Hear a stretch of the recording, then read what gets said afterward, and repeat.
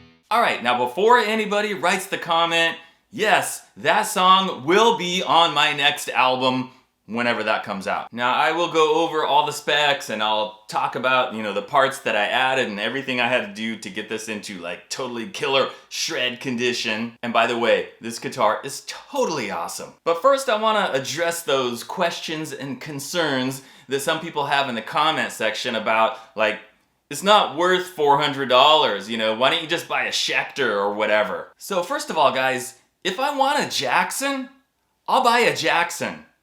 If I want an Ibanez, I'll buy an Ibanez. If I want a Schecter, I would buy a Schecter. I'm not gonna buy a Schecter, but if I wanted one, that's what I would do. This is not any of those. And when you talk about those guitars, those companies, or any companies for that matter, you're talking about buying a production model that's already designed, already spec'd out, already made, and you cannot make any changes to it other than, oh, I'll change the strings, maybe I'll change the pickups, but it is not a custom guitar that you spec'd out. And I love Jackson guitars. I have 2 Jacksons, I have a Charvel, they're fantastic. I even have an Ibanez that I haven't showed to you guys yet. But the whole point of having IYV make you a custom guitar is that you are speccing it out exactly how you want it, down to the last detail. And that's what I've done on all my IYV custom orders, including this one. Now, it's great if there's a particular Jackson production model that's already out there that is literally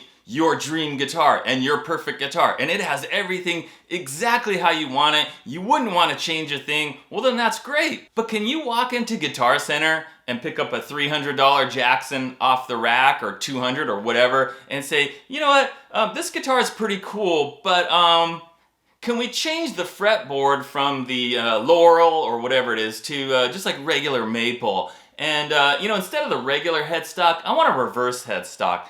Oh, and those pickup rings, I don't want those. I want direct mounted pickups. Oh, and that tone knob? Yeah, get rid of that tone knob. I don't want that. By the way, what kind of wood is the body? Oh, it's poplar? Oh, I'd like an alder body instead. And can you go ahead and keep the same price after you make all those changes? $300, and I'll be back in about a month to pick that up. And the salesperson's gonna look at you like, are you crazy? Yeah, you want to do all those things? You're talking about a USA custom shop Jackson that's gonna cost you like $5,000, and you'll be waiting like a year or two to get it. Okay, so I hope I'm making the point clear that when I order, or when anybody orders a custom guitar from IYV, the whole point is that you are speccing it out exactly how you want it. And that is why it's totally worth it to me. This neck, it's really thin. Yeah, Jackson necks are great. I love the Jackson necks, but I like this neck even better. It's got a really narrow nut, 42 millimeters, very thin, like shred profile.